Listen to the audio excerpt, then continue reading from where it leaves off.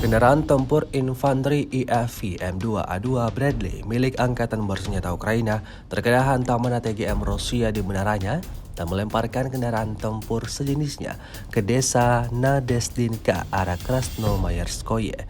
Rekamannya ramai beredar di media sosial Telegram pada Senin 3 Februari 2025. Video tersebut juga menunjukkan sisa-sisa kendaraan lapis baja Ukraina yang hancur, termasuk pengangkut personel lapis baja M113. Seperti diketahui, konflik yang melibatkan dua negara bertetangga ini tak kunjung mereda. Alih-alih mereda, keduanya justru semakin intens saling menyerang satu sama lain, seperti yang terlihat dalam rekaman. Insiden ini jelas menambah daftar kerugian panjang yang didapatkan Angkatan Bersenjata Ukraina atau pasukan Kiev.